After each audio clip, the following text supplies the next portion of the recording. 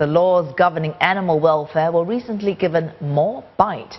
Related issues have remained under scrutiny, from the population of strays to the conduct of animal cafes. John Leong looks at what more can be done in this week's Spotlight.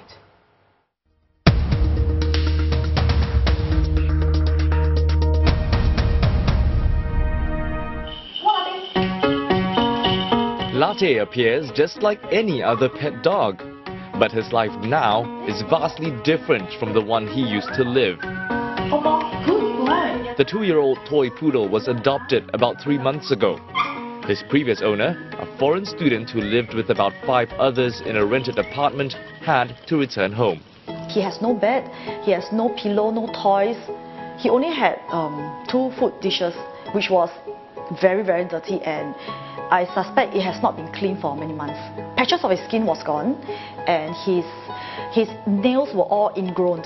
I had to help him cut it, and he was very terrified of it. Latte now enjoys all the creature comforts he could previously only dream of. So this is for...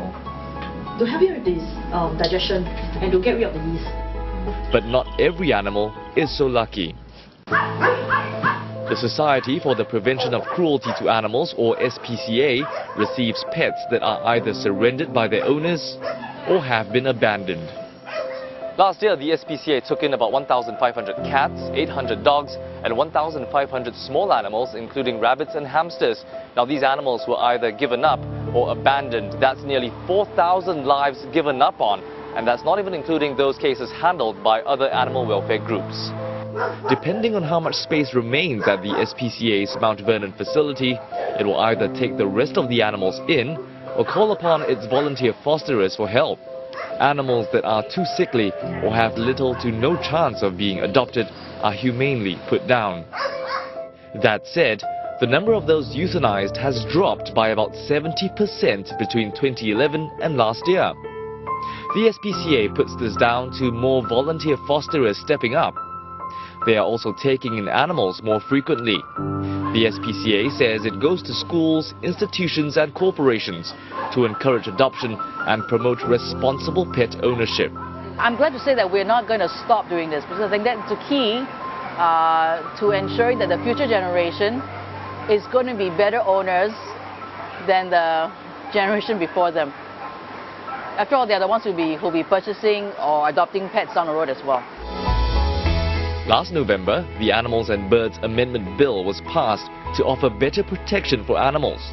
It was the culmination of a 2-year labor of love by a group that comprised animal activists, the public and the pet industry. The changes cover all pet owners and those who look after animals. Besides the usual protection against cruelty, these parties must also demonstrate what's called a positive duty of care. This includes providing adequate shelter and sustenance. Heftier penalties await those who fail in this regard. Fines and jail time for individuals have been raised, while animal businesses that hire unqualified staff will also be held accountable.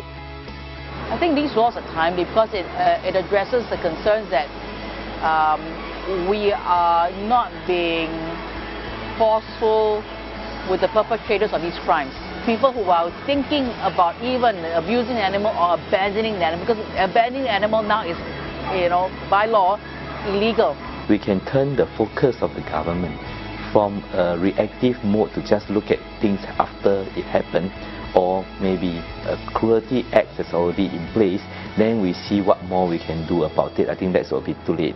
Then it will be important for us to see whether upstream can we do more to actually turn it into a more proactive approach. Under the revised laws, the Agri-Food and Veterinary Authority is also empowered to interview witnesses and review evidence to prove a case. While animal activists agree that the infrastructure is largely in place, it could become all bark, but no bite. It is easy to set out rules, but when it comes to the crunch, like dealing with errant dog owners or pet owners who flout the rules, I think in this aspect, we are still somewhere not there yet. Enforcement is definitely a real challenge. I think we're also not able to have full resources, for example, to really police 24/7. So I think it is important for the general public and anyone who is involved to really give full support. Many abandoned and stray dogs now call Action for Singapore Dogs Lim Chu Kang premises home. Most of their backstories are unknown. This boy's name is Treasure. He was rescued about 3 years ago after he was run over by a truck. Now his spine was severed and he's been unable to use his hind legs ever since. He's now 4 years old, but he hasn't been able to find a permanent home. So thanks to you so much.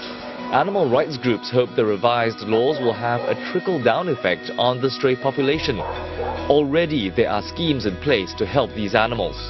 The stray cat sterilization program lets volunteers take strays to selected veterinary clinics to have them sterilized and microchipped at no cost. Then there's Project Adore, which allows HDB dwellers to adopt stray canines that are not too large. Animal lovers agree this is a step in the right direction, but more can be done. It's always been a very kind of knee-jerk reaction, very reactive response. You know, that's why from many years back we've been pushing for a TNR solution, a trap neuter release kind of program, but a concerted effort.